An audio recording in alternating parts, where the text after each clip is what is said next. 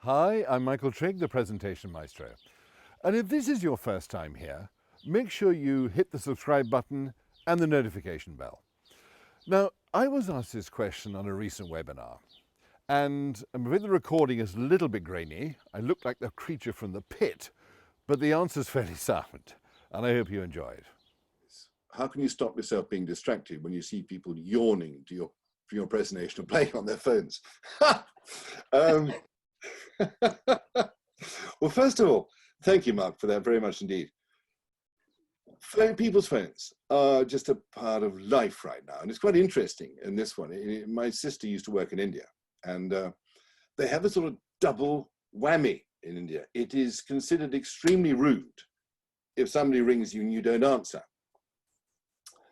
It's also considered extremely rude if you're in a meeting and you pick up a phone and answer it.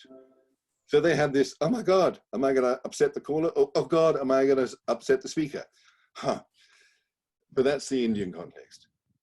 Smartphones are a part of people's lives right now, and they're going to have them all the time, and they're going to be checking their emails. I mean, it's just what people do. And I think you'd have to be fairly strict, stroke a bit stern to say, please put your phones off and put them away. People are going to look at them. And your challenge, not just you, Mark, but all of us, is actually to be riveting enough, to be engaging enough, to stop them wanting to have to do that. Prevention is better than cure.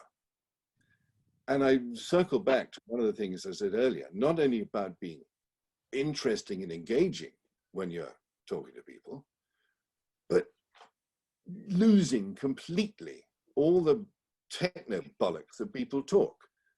And in fact, I wasn't going to say it at the time. I'm going to say it now because it's so relevant. One of the guys I worked with a few years ago, he was a fund manager in an investment bank. Very good at managing money, but not terribly good at putting it across. And I worked with him and helped him strip out most of the banking language. And once every quarter, I think, or 6 weeks in an investment bank, the fund management desks invite the rest of the bank in to listen to them. And they say, basically, this is what our fund does, this is what it is, go sell it to your clients. And you might imagine, I don't know if you can or not, but I encourage you to, that these talks are full of the most unimaginable banker's bollocks. Most people don't understand, and they don't understand it. I've tested this umpteen frigging times. I gave it to, I'll talk about it later, stay with this one. And I wasn't there for his big day, but a friend of mine, or an acquaintance of mine in the bank, rang me up that afternoon. He said, Michael, you'll love this. I was there for the whole day, and I was sitting next to the marketing director of this bank. She was a very punchy American lady. And as we were walking out afterwards, she turned to me, referring to the guy I've been working with, and I'm going to use one rude word in this, but it's real because it's what she said.